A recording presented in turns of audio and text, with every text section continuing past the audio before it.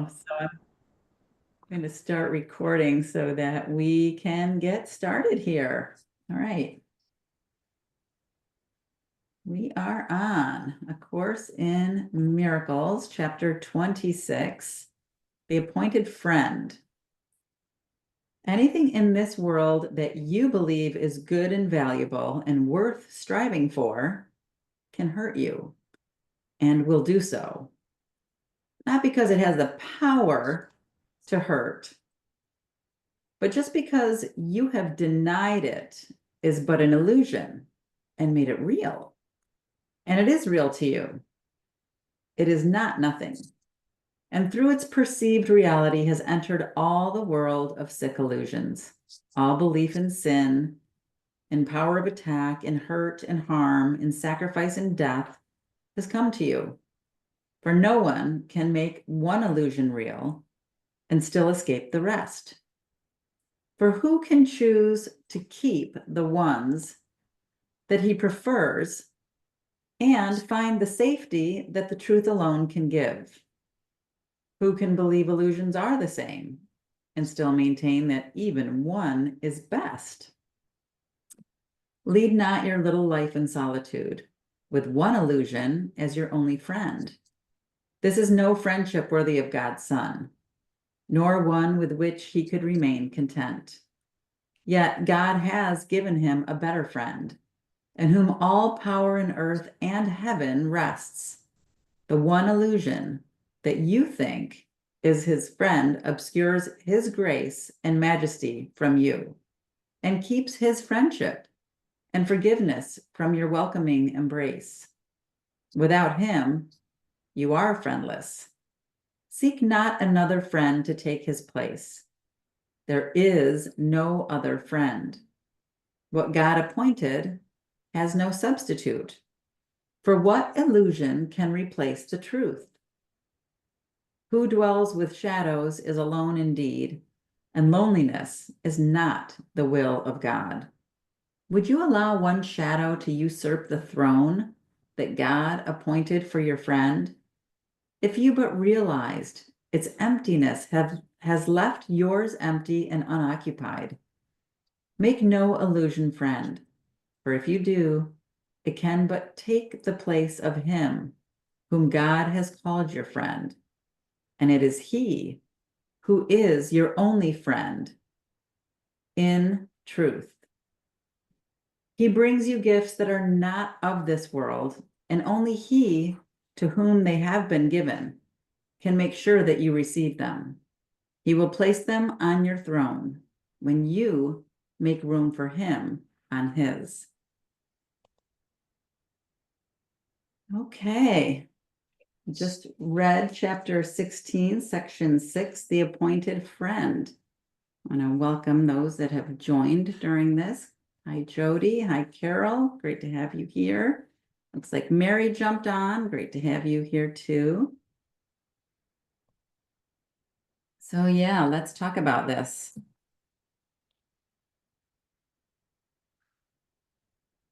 The appointed friend. Making illusions real. Making the world real.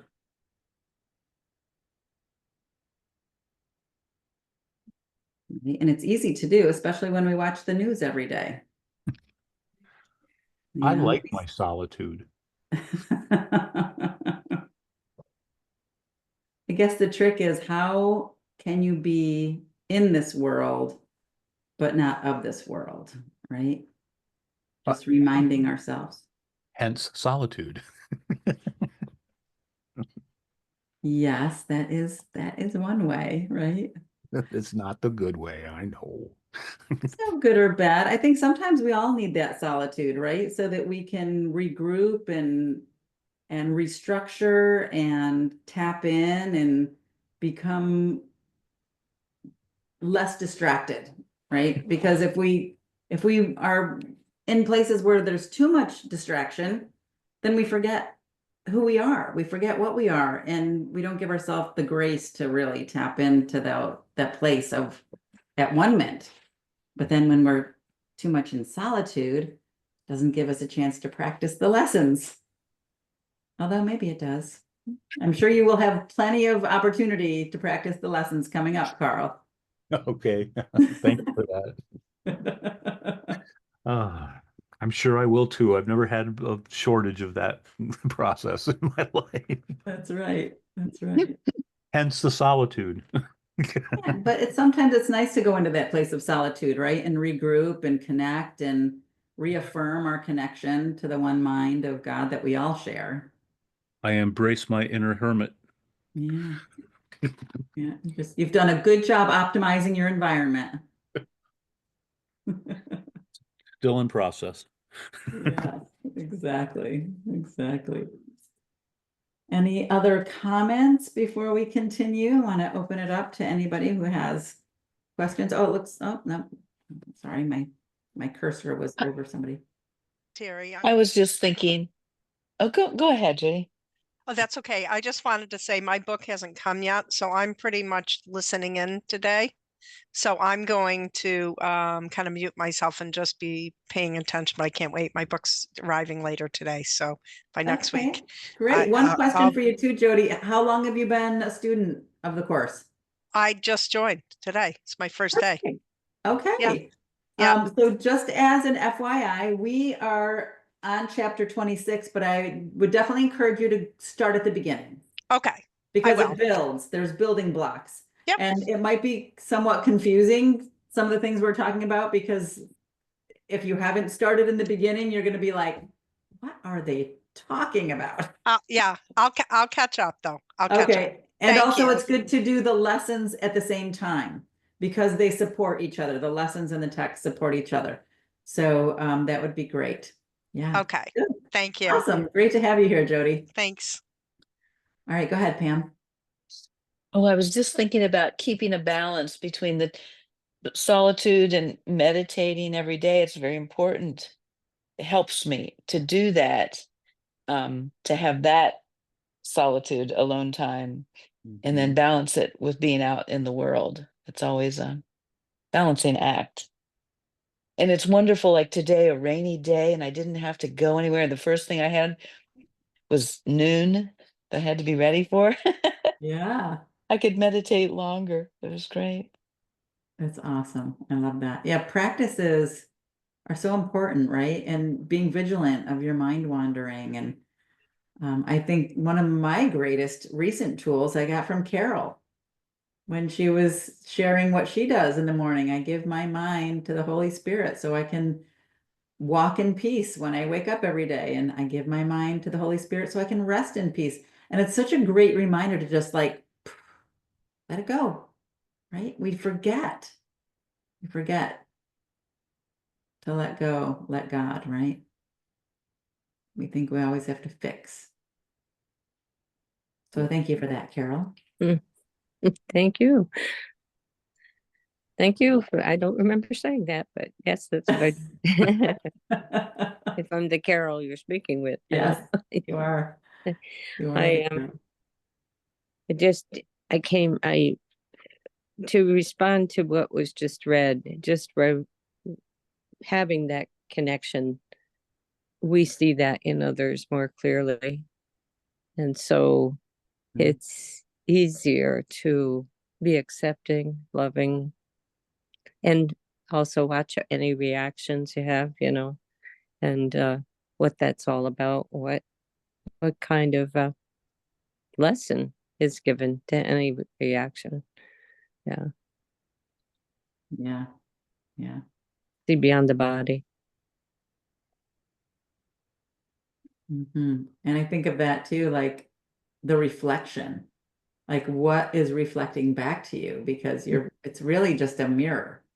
Whatever you're perceiving as outside of yourself is just really something inside of you showing up as a reflection back to you. Yeah. Oh yeah, definitely. All right, let's keep going. Like Carl said, this next one is a long one. So bear with me. The laws of healing. This is A Course in Miracles. As such, the laws of healing must be understood before the purpose of the course can be accomplished.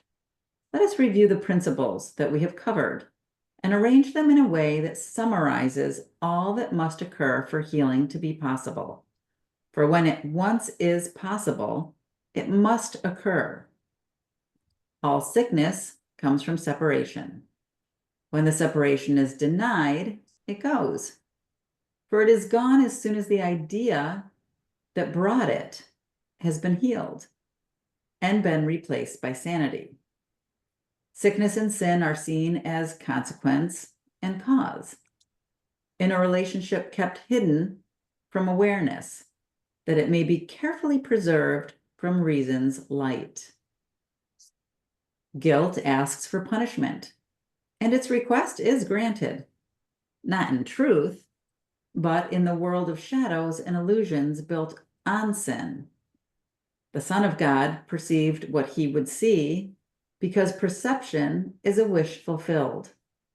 Perception changes, made to take the place of changeless knowledge.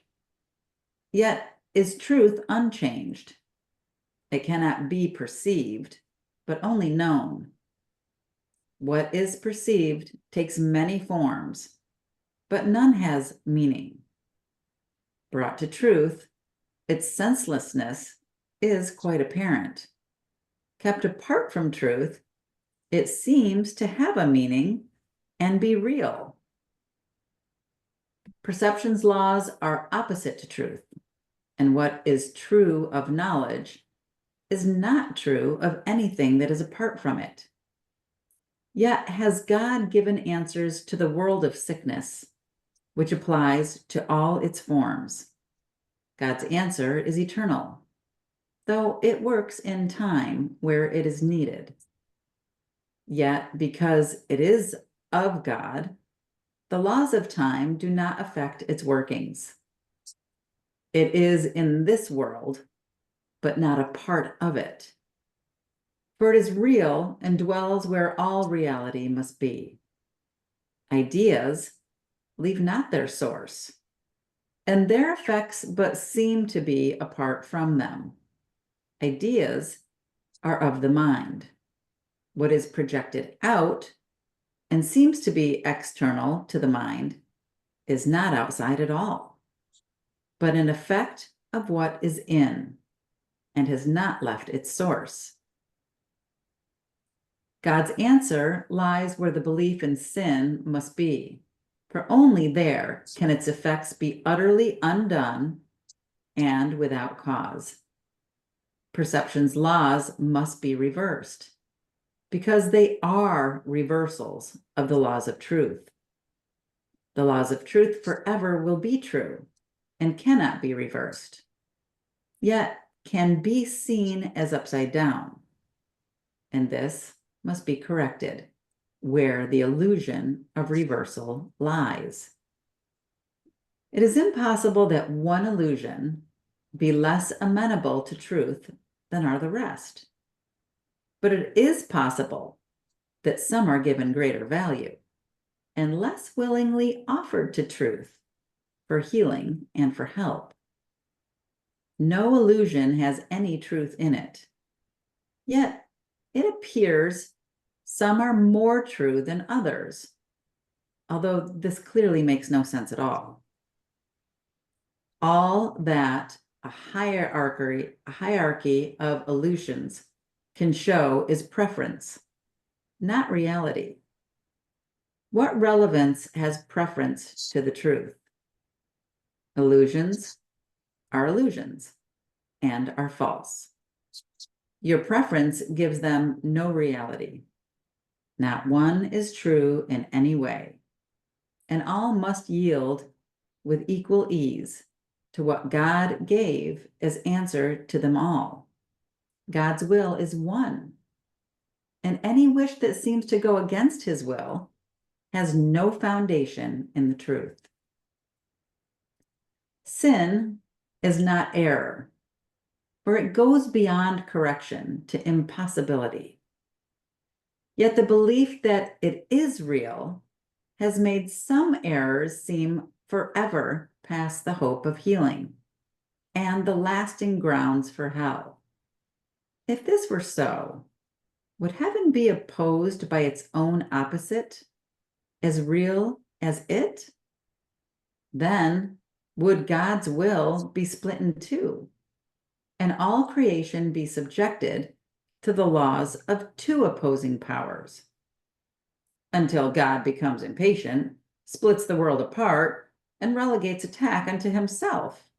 Thus, he has lost his mind, proclaiming sin has taken his reality from him and brought his love at last to vengeance heels. For such an insane picture, an insane defense can be expected, but cannot establish that the picture must be true. Nothing gives meaning where no meaning is, and truth needs no defense to make it true. Illusions have no witnesses and no effects. Who looks on them is but deceived.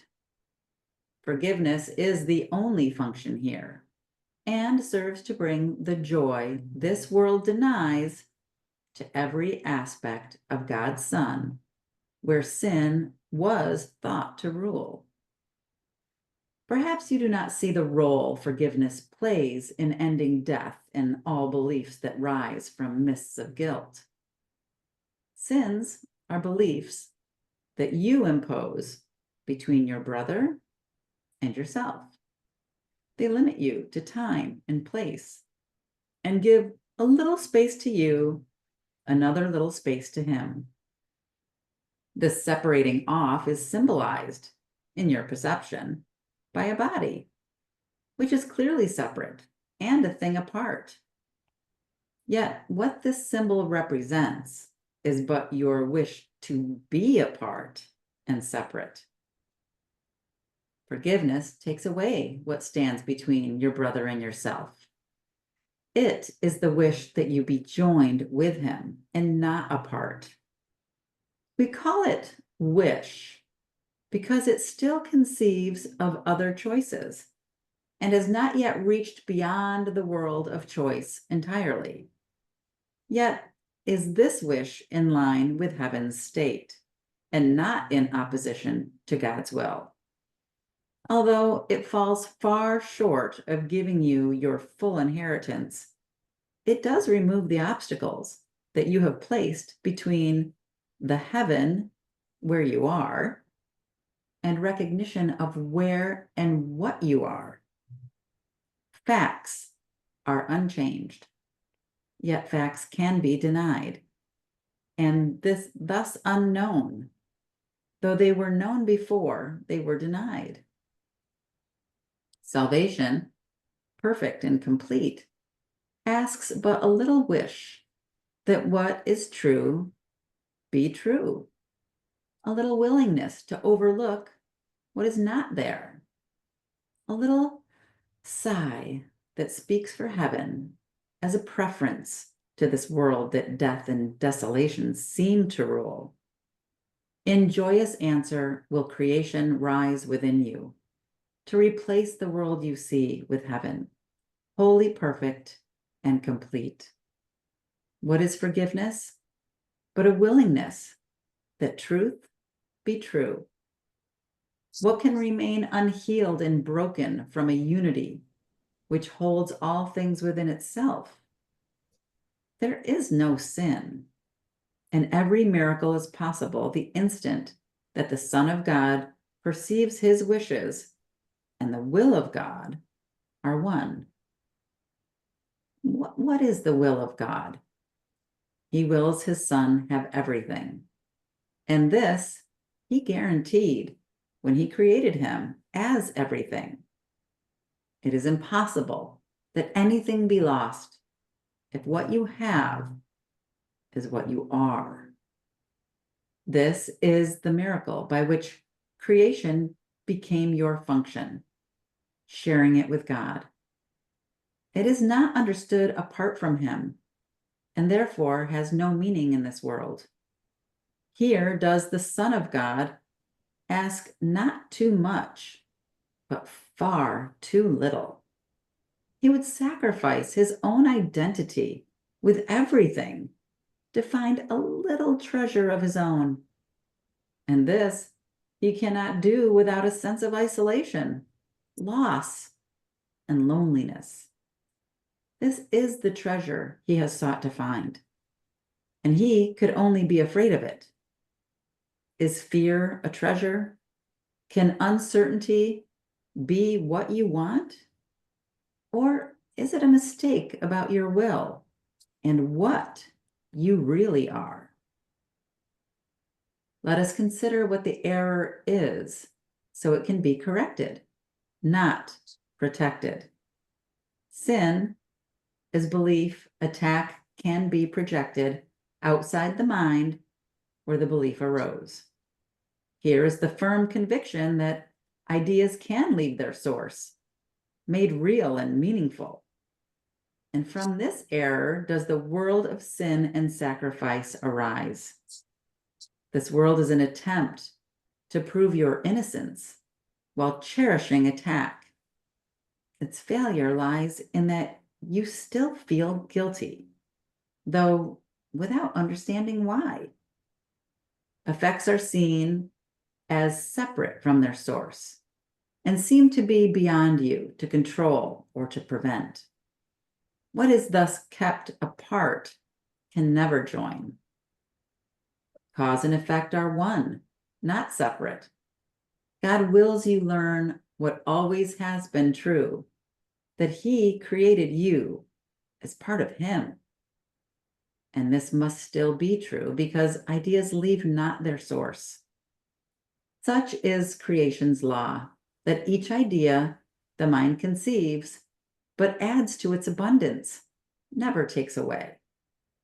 This is as true of what is idly wished as what is truly willed, because the mind can wish to be deceived, but cannot make it be what it is not. And to believe ideas can leave their source is to invite illusions to be true without success.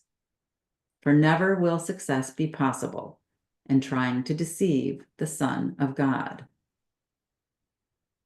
The miracle is possible when cause and consequence are brought together, not kept separate. The healing of effect without the cause can merely shift effects to other forms. And this is not release. God's Son could never be content with less than full salvation and escape from guilt. For otherwise, he still demands that he must make some sacrifice, and thus denies that everything is his, unlimited by loss of any kind. A tiny sacrifice is just the same in its effects as is the whole idea of sacrifice. If loss in any form is possible, then is God's Son made incomplete and not himself. Nor will he know himself, nor recognize his will. He has forsworn his Father and himself, and made them both his enemies in hate. Illusions serve the purpose they were made to serve, and from their purpose they derive whatever meaning they seem to have. God gave to all illusions that they were made another purpose that would justify a miracle, whatever form they took. In every miracle, all healing lies, for God gave answer to them all as one. And what is one to him must be the same. If you believe what is the same is different, you but deceive yourself. What God calls one will be forever one, not separate. His kingdom is united, thus it was created, and thus will it ever be.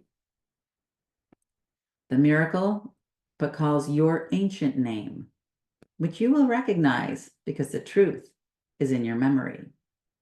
And to this name, your brother calls for his release and yours. Heaven is shining on the Son of God. Deny him not, that you may be released. Each instant is the Son of God reborn until he chooses not to die again. In every wish to hurt, he chooses death instead of what his Father wills for him. Yet every instant offers life to him, because his Father wills that he should live. In crucifixion is redemption laid, for healing is not needed where there is no pain or suffering. Forgiveness is the answer to attack of any kind. So is attack deprived of its effects, and hate is answered in the name of love. To you, to whom it has been given to save the Son of God from crucifixion and from hell and death, all glory be forever. For you have power to save the Son of God, because his Father willed that it be so.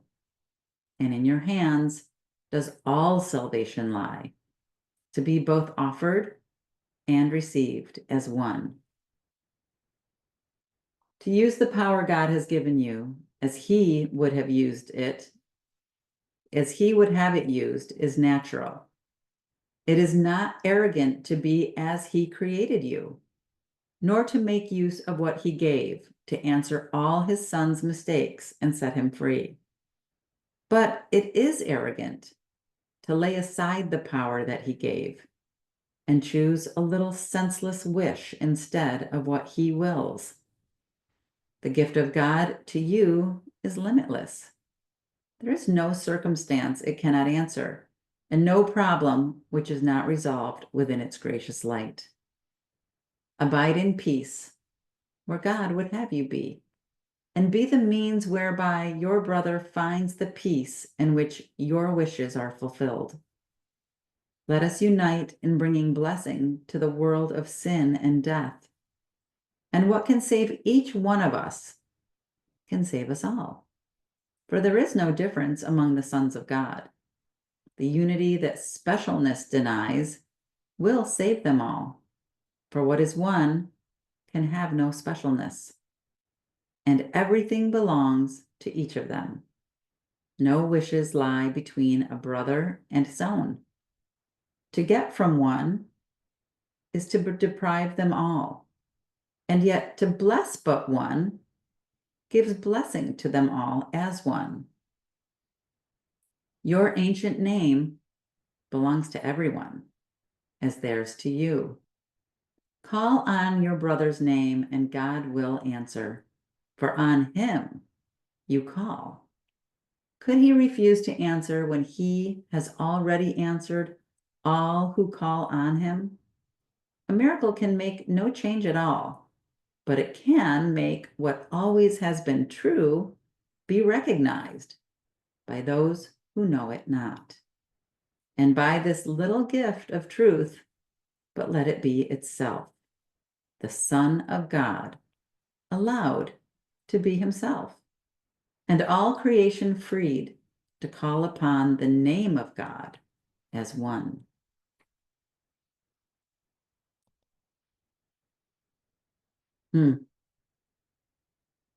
Yes, that was a lot, but it really makes you think. In our mind, we have devised all these separations, right? Separate people, separate this, separate that, separate fire, separate wars, separate everything, right? Everything we've separated. But in truth, it's all part of the one mind of God that we share.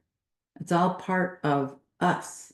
It's all part of us knowing that we are the mind of God. And as the Son, and all of the sons that we see, billions or millions of people, we still see them as separate instead of knowing that we're all one.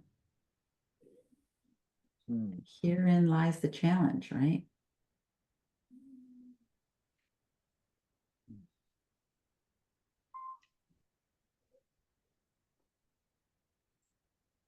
And to love every brother all the same. And to see the Christ in the brother, right? To connect with that one mind of God in all of our brothers. And because we're all one, it only takes one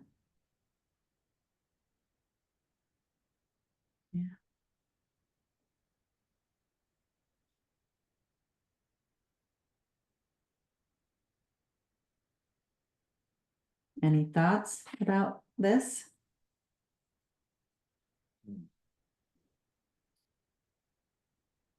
Yeah, hi, I'm sorry my video is not working. Good to have you here, Scott. Thank you. But as you're reading, I just love that part where he says, like, God would be completely insane to like divide himself or separate himself and then attack himself. Like, what what would that do, or what would that accomplish, you know? And so he never like divided himself at all. You know, I just love that part so much. Yeah, it was really, really powerful. I like Yeah. that too. And also, like, I just wanted to share, it's like a amazing tool. You can like ask Chat GPT like anything in the Course of Miracles, like ask it any questions, and it gives like amazing responses, like really thought out answers. That's so cool, right? Yeah. I've been actually having a lot of fun with Chat GPT lately too. I'm actually taking a whole course on AI just to kind of be current with what's happening, right? And it's all us, right? We're all one.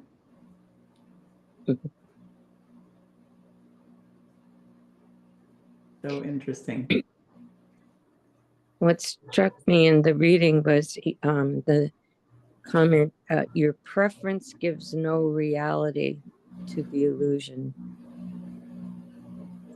And it, when we perceive something that, isn't our preference, we attack it or want to obliterate it.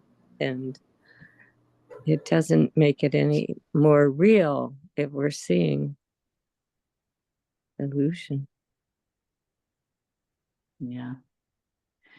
And I think there's a part of us that, gets nervous, like, well, what does that mean if I see these people that are doing these heinous things as one? Like, how could I possibly accept that into the one mind of God, right? But I think that's the ego keeping us out, saying, feel guilty for that. You shouldn't accept this person. Look at all the terrible things they've done. Look at all the horrible things they continue to do. Don't align with that, separated soul. Don't look at that person as one with God. Don't forgive them. They don't deserve forgiveness, right? And that's the ego, yap, yap, yap, yap, trying to keep us separate. But at the same time, the grandeur of God, which is what we are, right?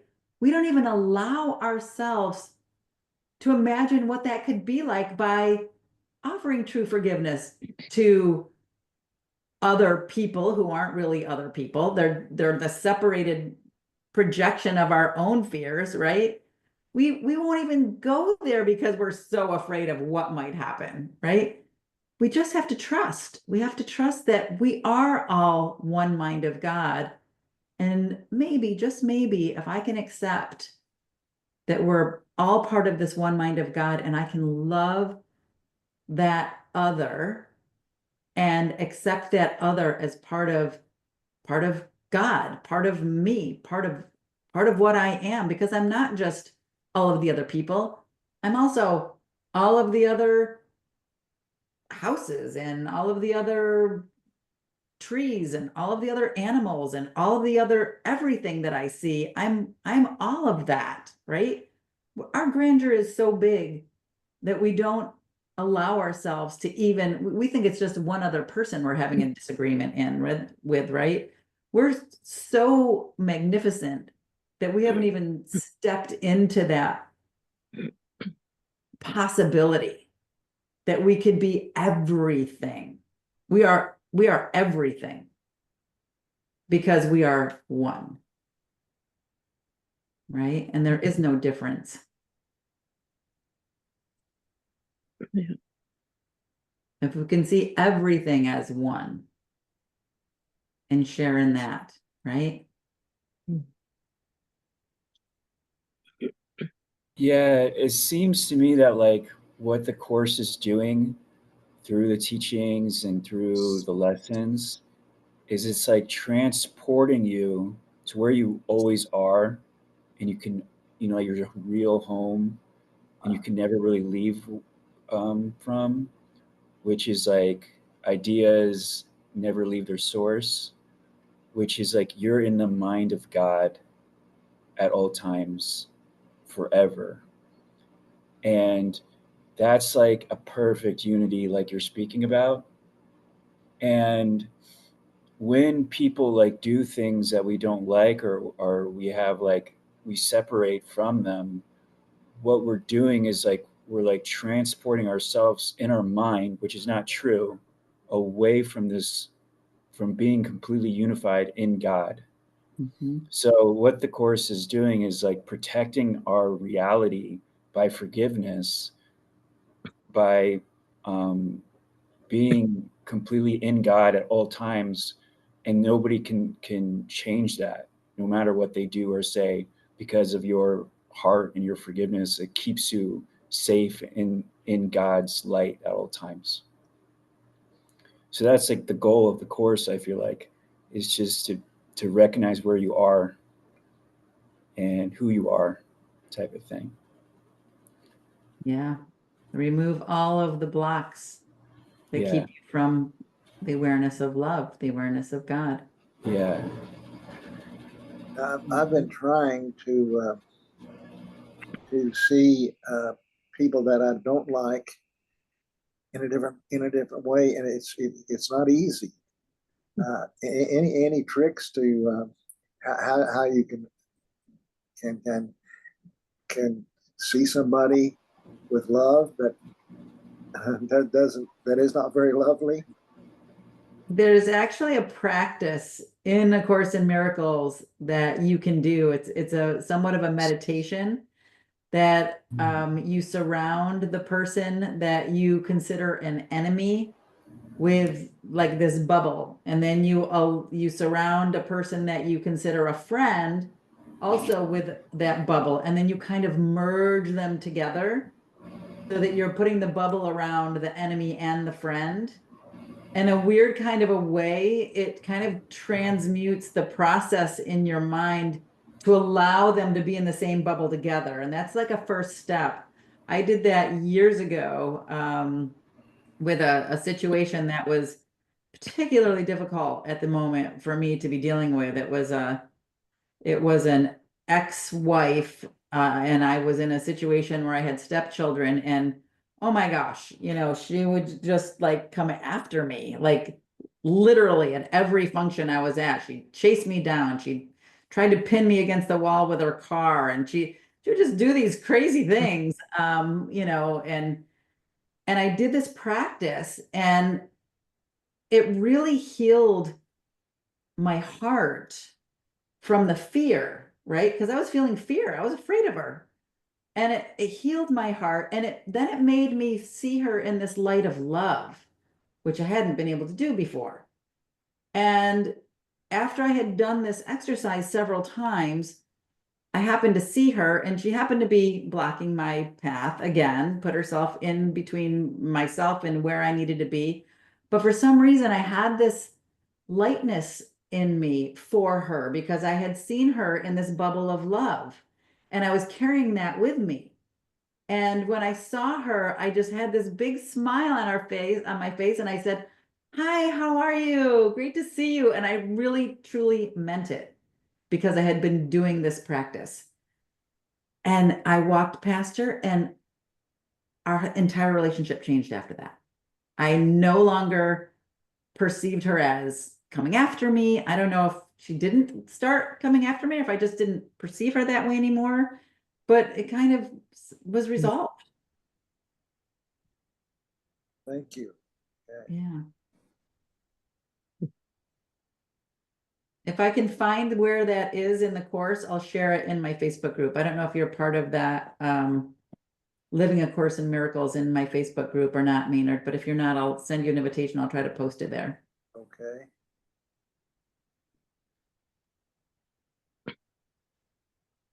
And the reading said a willingness, all you need is a willingness to overlook what is not there. Mhm. I know. And when I overlooked it, it was not there. And you think it's going to be so much harder than that there has to be a discussion and there has to be a conversation. No, none of that has to happen. It just has to happen in here, right? In your mind and in your heart is where all the transformation takes place, because in truth, we're all one, right?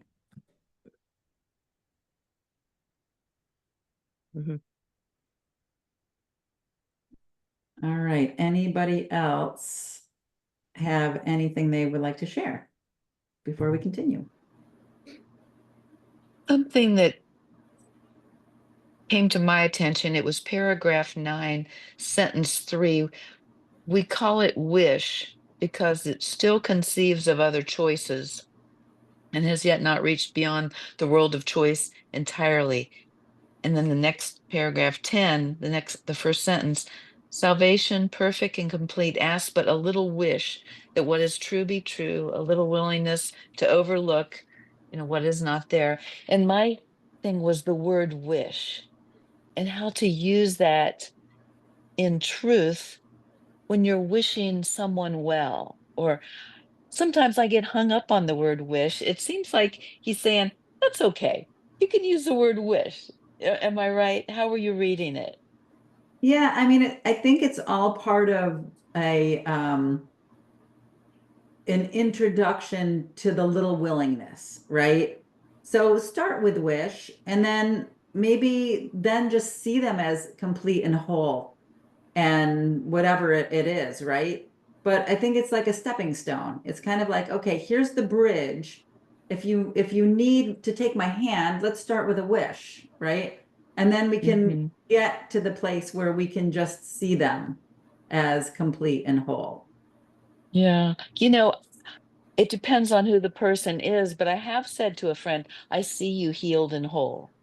She had a broken leg and then that felt perfectly fine and natural. And I guess I don't always feel like I would say that to just everybody because I'm not sure how they'd take it.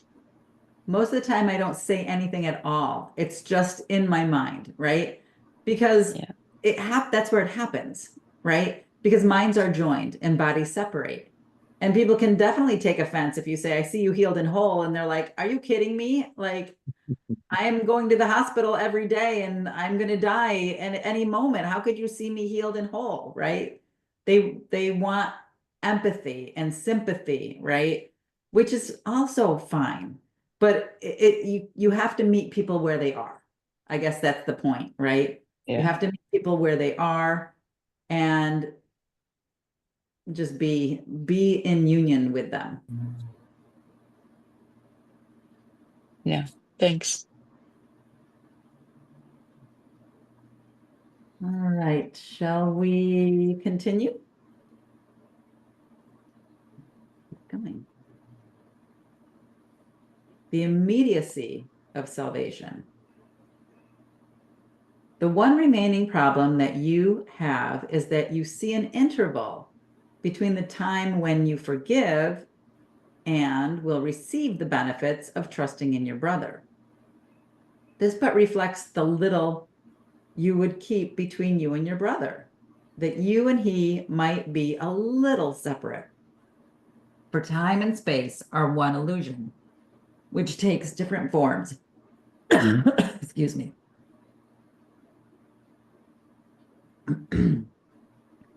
If it has been projected beyond your mind, you think of it as time.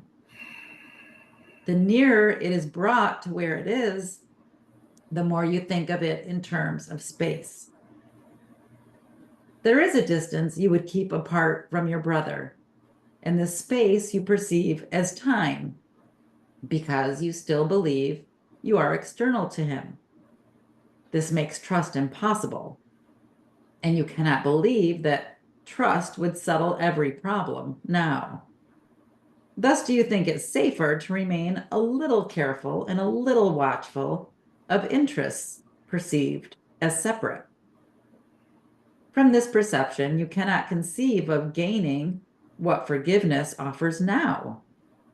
The interval you think lies in between the giving and receiving of the gift seems to be one in which you sacrifice and suffer loss. You see eventual salvation, not immediate results. Salvation is immediate. Unless you so perceive it, you will be afraid of it, believing that the risk of loss is great between the time its purpose is made yours and its effects will come to you. In this form is the air still obscured that is the source of fear. Salvation would wipe out the space you see between you still and let you instantly become as one. And it is here you fear the loss would lie. Do not project this fear to time, for time is not the enemy that you perceive. Time is as neutral as the body is, except in terms of what you see it for. If you would keep a little space between you and your brother still, you then would want a little time in which forgiveness is withheld a little while. And this but makes the interval between the time in which forgiveness is withheld from you and given seem dangerous, with terror justified. Yet space between you and your brother is apparent only in the present, now, and cannot be perceived in future time. No more can it be overlooked, except within the present. Future loss is not your fear, but present joining is your dread. Who can feel desolation except now? A future cause has, as yet, has no effects, and therefore must it be that if you fear, there is a present cause. And it is this that needs correction, not a future state. The plans you make for safety all are laid within the future, where you cannot plan.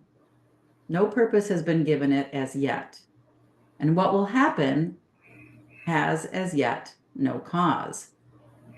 Who can predict effects without a cause? And who could fear effects unless he thought they had been caused and judged disastrous now?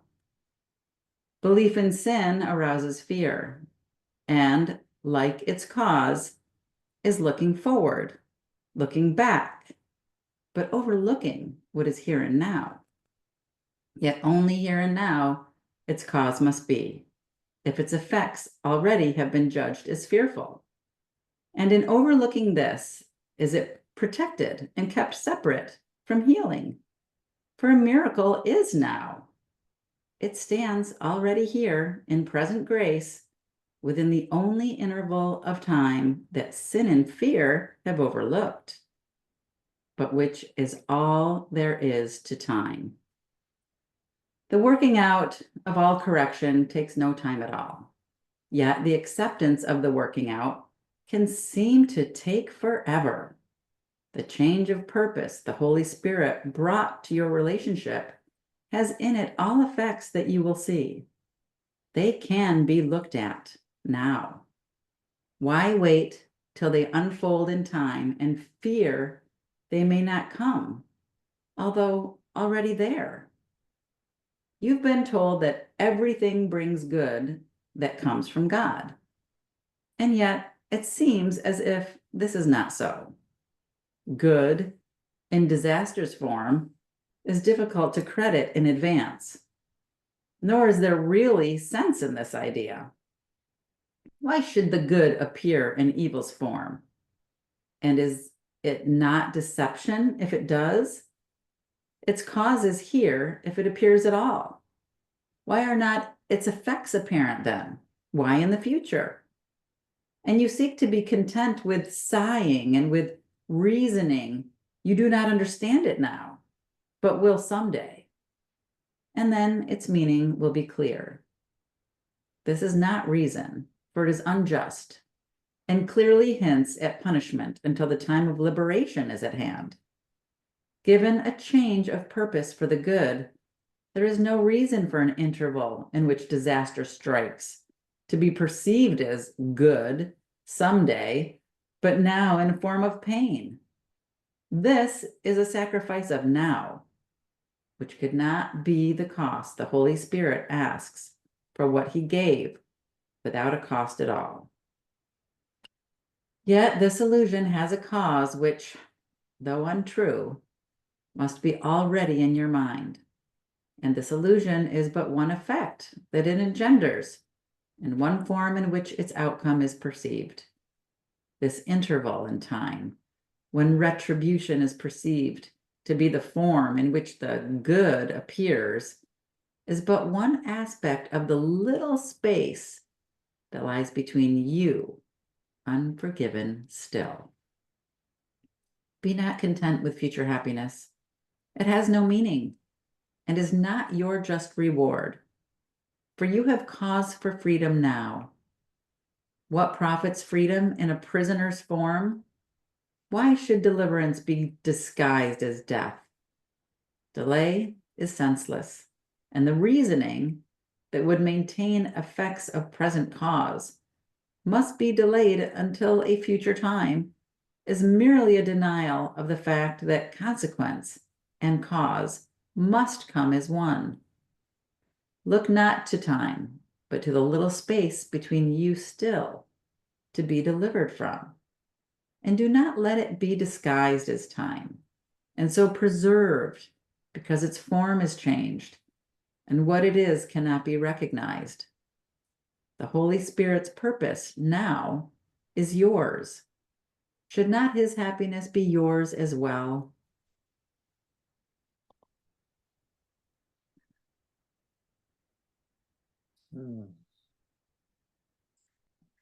I think sometimes we find it difficult to wrap our head around that, right? The enormity of the illusion that we've created, that we've projected outside of ourselves, seems so real and so to have billions of moving parts, right? So we think, well, how can I, one person in the world of all these billions of people, all these billions of moving parts, how can I make a difference? And it's just that very question, right?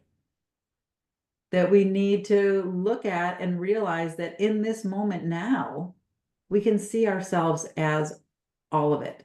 We can see ourselves as at one with everything and everyone that we perceived as separate, just by accepting that I am all of it.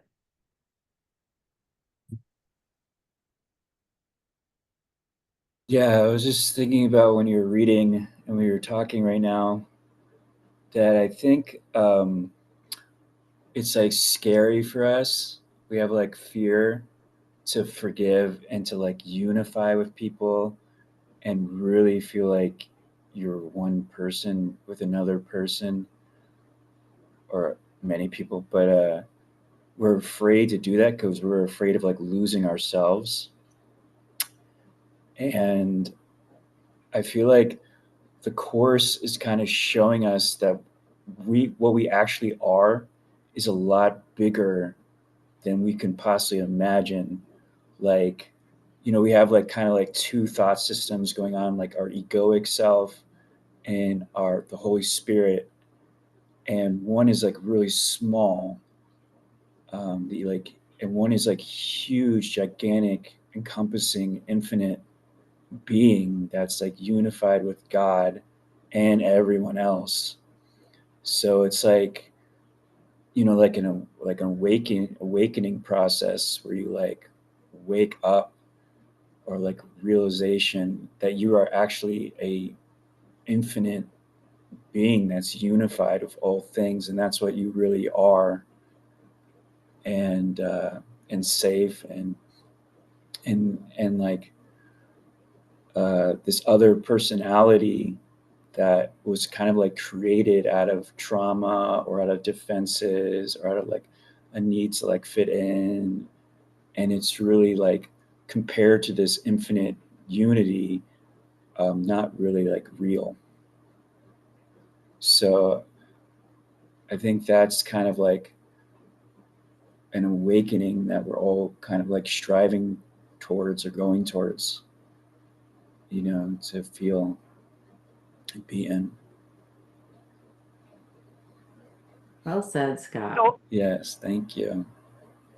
so I love to think of it as like the blending or melding into, say, a choir, and I'm lending my voice for the for the beautiful tones and sounds that come out of it when we cooperate in something that's like of a higher good, shall we say. We magnify each other. I can't sing all of, the harmonies of it, but when I listen to it, it's magnificent. If I can only do first soprano and the alto chimes in and the bass come, and etc., it's magnificent. And so when we don't think of God as this singular person being happy, which is how we put it in language, he is happy when we're, joined with our brother or something. But it's the joy and the magnificence of the whole of it that comes forth, each supporting the other, each adding to the greater picture that comes forth. And that makes it easier for me to see God as energy, as a wholeness, if you will, and also to see myself in that, as that, without having to feel that I'm lost anything, because in God, my opinion is that nothing is ever lost, because it's so much greater than the individual. But the individual still exists in its experiences, having that personality and their God gifts, but they freely contribute that and commune with others. And they don't even have to be other people. It's other, end of story, period. It's all of the magnificence of life. That's great, Mary. Thank you. Yeah. As I was reading this, I imagined being in the illusion is like sitting on your sofa playing a video game, right? And you've got your controller and you're doing your thing, whatever it is, fighting these wars or in these battles or protecting people or going for the gold or, whatever it is. And then being with that one mind of God is when you put the controller down and then you just turn around and there's this big ball of one mind of God and you just like step into it and become it, right? And then you're at one with everything, right?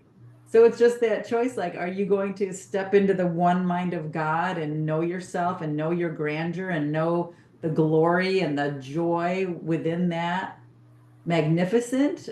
Or are you going to step outside and pick up your controller and play a video game for a while?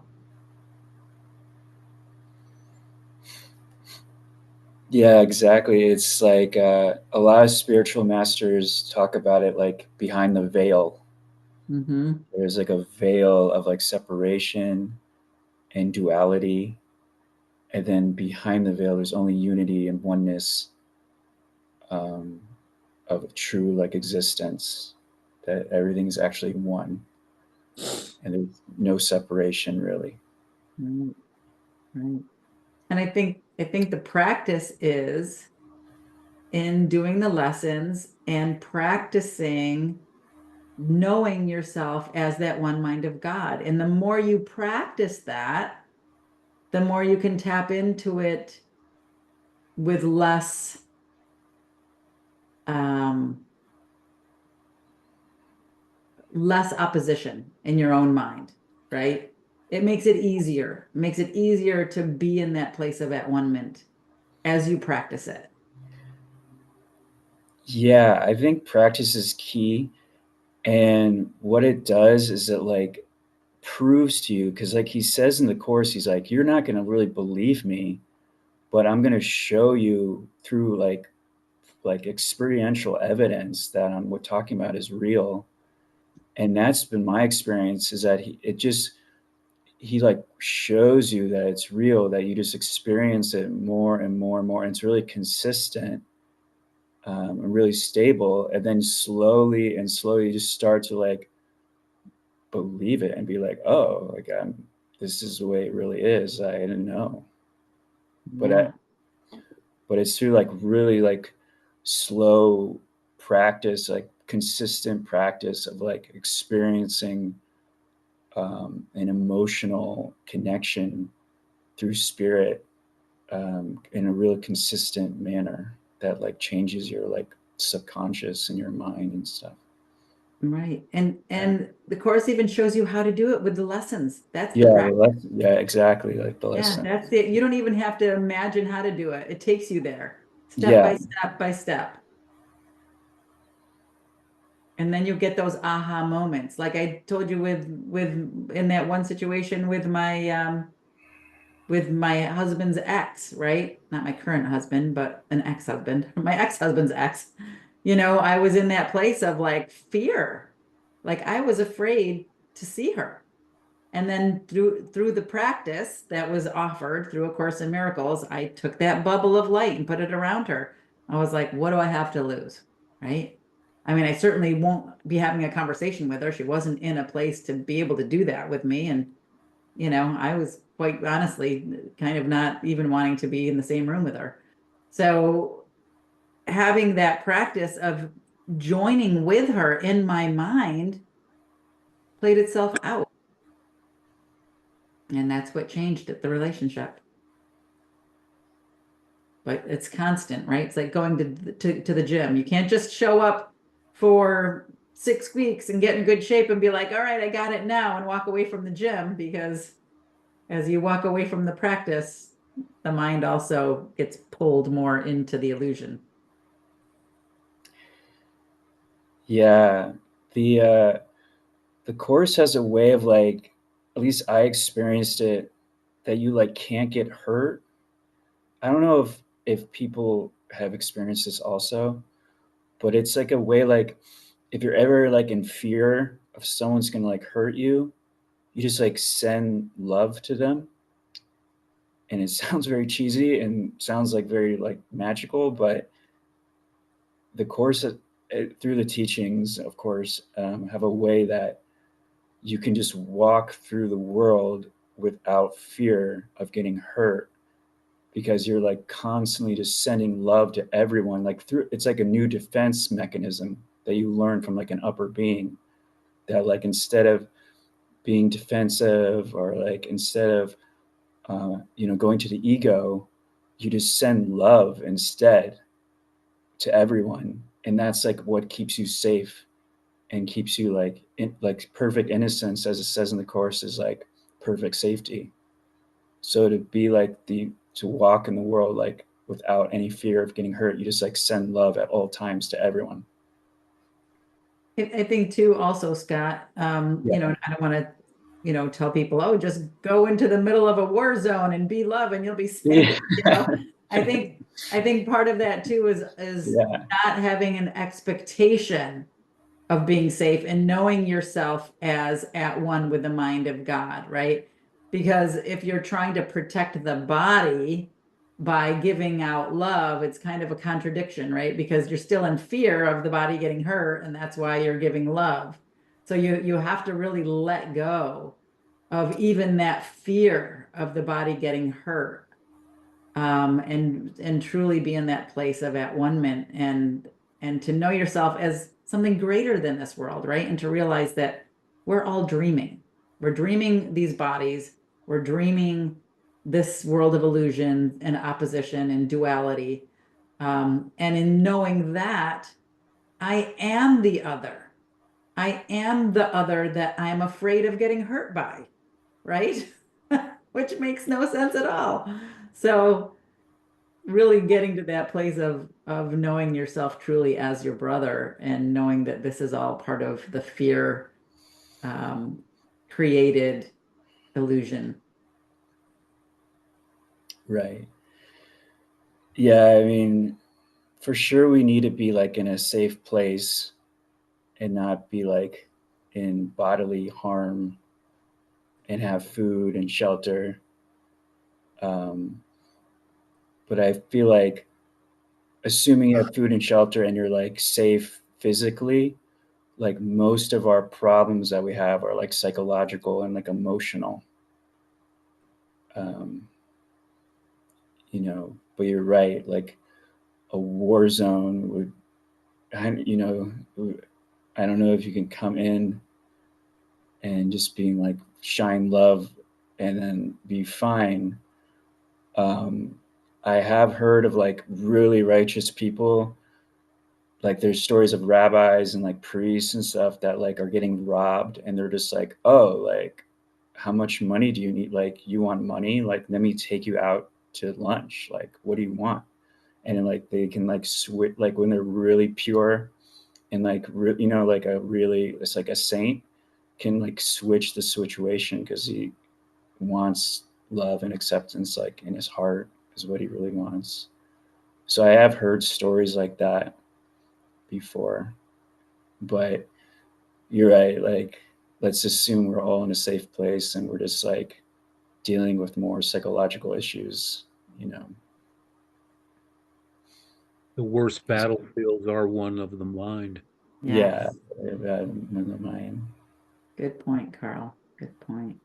It's like the Tibetan monks that get out of the Chinese prisons, and the only thing they said that they were afraid of was starting to hate the people that were persecuting them. Right. Yeah. And the battlefield is where the greatest faith comes from. It's true too. Greatest faith, greatest lessons too, sometimes. All right, everyone. Wonderful conversation. I know we're running a little late. I don't want to keep you too long, but I also want to invite anybody else who would like to share before we close. All right. With that, I will say thank you, everyone, for being here. Always great conversation. Thank you, everyone. And I will see you all next week, hopefully. Okay. All right. Thank you, everyone. Thank you. Thank you all. Thanks, everyone. Love Bye. you all. Bye. Love you all too. Love you all.